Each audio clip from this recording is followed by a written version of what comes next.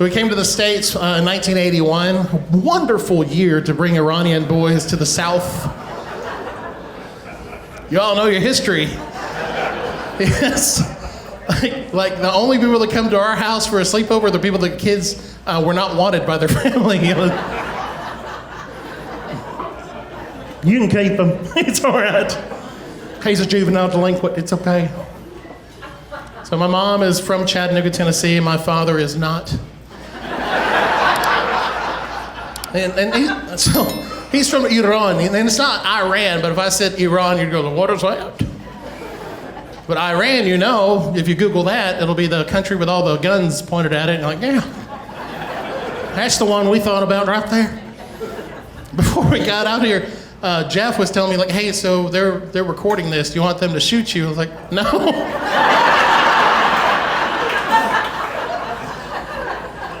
Just tell them, shoot them.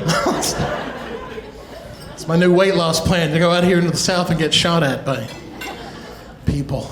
So, yeah, Mom was Methodist and my father not. You want to make a Muslim and a Christian mad at the same person for the same reason at the same time, watch their child, me, become an Iranian Southern Baptist.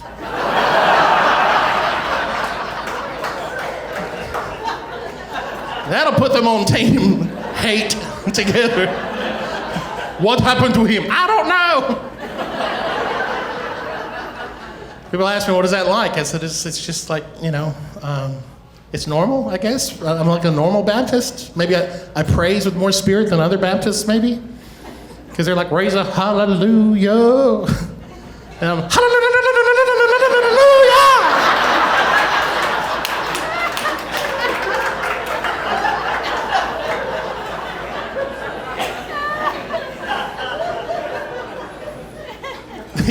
The worship pastor hates my guts. Like, you would think you'd like me because all you do is bridge anyway. However, the lead pastor loves me. He's like, man, we love it when you're here. Everybody's just filled with the Spirit when you're in the house, you know? Like, you just raise the bar. Everybody's got their hands raised in praise. I said, I think that's because they're scared. He's right behind us. What do we do? سلام حال چطوره؟ شما خوبه؟ Wrong room. Okay. If you want to start off your work meetings or Zoom meetings, do that, and you'll see like attendance go down. Wrong one. I don't know what that was. So my name is Moody. You guys don't know me. It's just a nickname because no one can pronounce my real name, which is Mahmoud. But here in Tennessee, that typically sends off signals to Homeland Security. I've got this bougie dog, which is just hysterical because one of my workmates was on a phone call with me for like 30 minutes. And she said, what kind of dog is that? And of course it's crawling around my neck like a cat. And I call her Cat because she acts like a cat. And I said, it's my bougie dog. And unbeknownst to me, she's searching for the term bougie dog. And she's like, okay, listen, we've been on the call for 30 minutes, but I haven't seen any dog that looks like yours is a bougie dog. You're like, it's not a breed. She's like, oh, right. So her kennel name is Maddie, but I call her Mohaga Khatani. It means nothing. It's just the two hardest like consonants in the Farsi language, the ghe and the kha. And she acts like a khat. So she's Mohaga Khatani.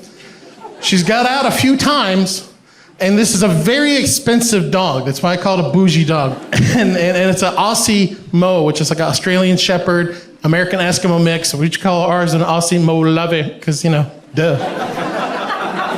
But she loves to run, and she got out, you know, and there goes my asthmatic wife trying to go, I'm trying to catch it.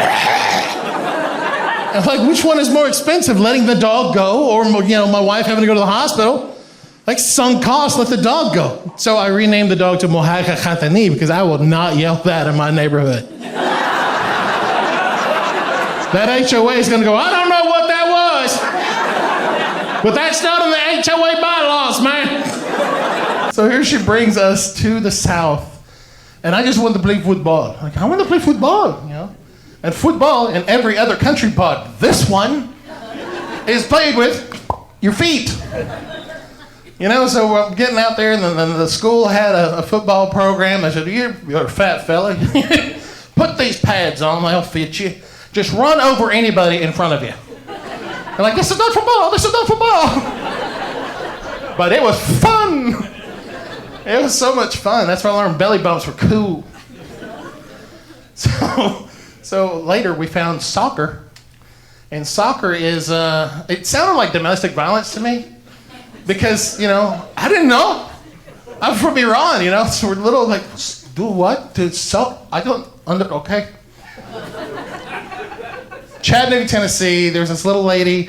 It was a Presbyterian church that had a league for soccer in Chattanooga at that time. And this lady signed us up.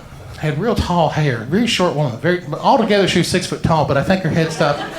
Anyway, so she's like, we can't pronounce these names. Because I'm the youngest of 3 boys. I am the biggest. Other 2, delicious. So Majid is the oldest brother, Mehdi, middle brother, Mahmoud, me. And she said, our coaches can't say these names without hocking a loogie. All right, boy? And she's telling my mom, like, we can't say these. What if they need to get your children's attention, in one of them angry coach voices that they come up with, It's going to sound like they're speaking in tongues. Snakes might rise up from the grass. That is a safety hazard. We can't have that. We're not that kind of church. So she renamed all of us. I became Mac. That's what she named me, Mac. M-I-K-E, Mac.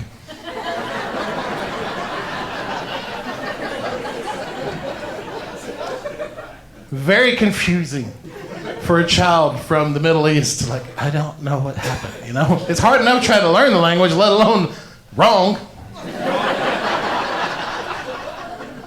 And we met someone apparently that related to her at Cracker Barrel, because the lady said, you want some sweet ass tea?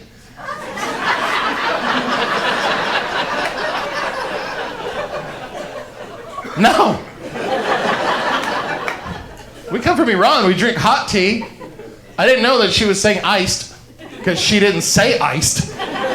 She said a wordy-dird. And I'm asking my mom, where did he put the spigot?